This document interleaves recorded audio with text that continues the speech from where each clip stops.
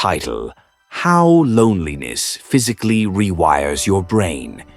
Have you ever felt like your brain just isn't working the way it used to? You're not alone, and I mean that both literally and figuratively. What if I told you that feeling disconnected from people around you isn't just emotionally painful? It can physically change your brain. Let's dig into that. We're hardwired to connect. Our brains are social machines. From the moment we're born, we're tuned into voices, faces, eye contact, even the rhythm of speech. Social interaction isn't just something we enjoy, it's something our brains depend on to stay healthy. When we lack that connection for long enough, something subtle but powerful starts to shift. Before the pandemic, this was mostly seen in older adults.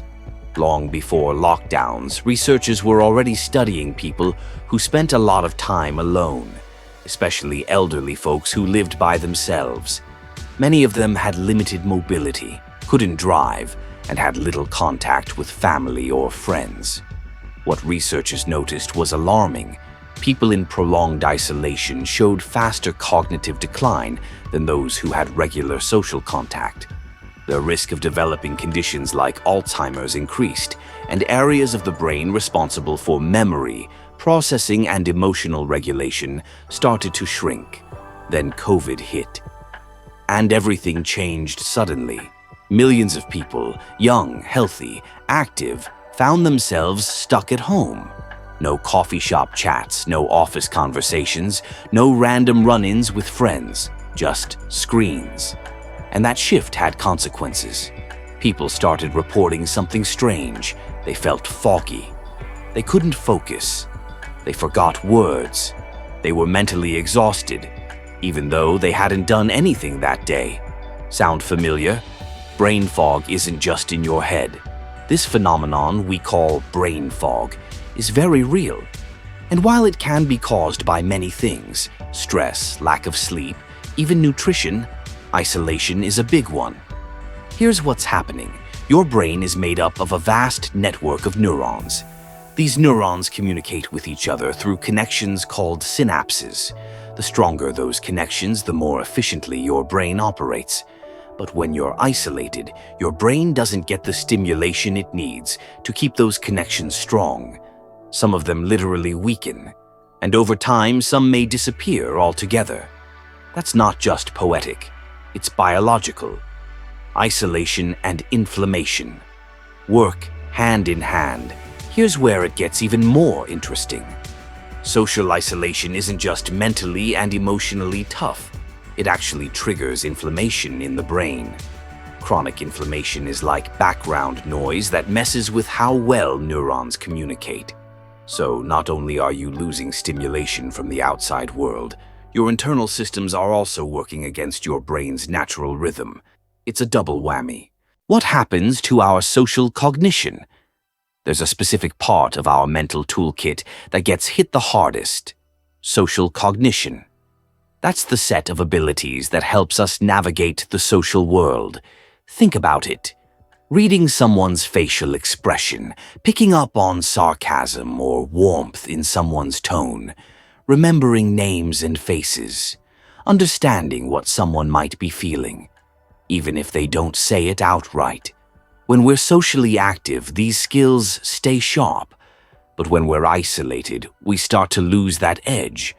Not because we forgot how, it's more like we're out of shape. The theory of mind, how and why it matters.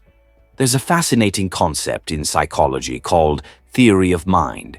It's the ability to recognize that other people have thoughts, emotions, and intentions that might be different from your own.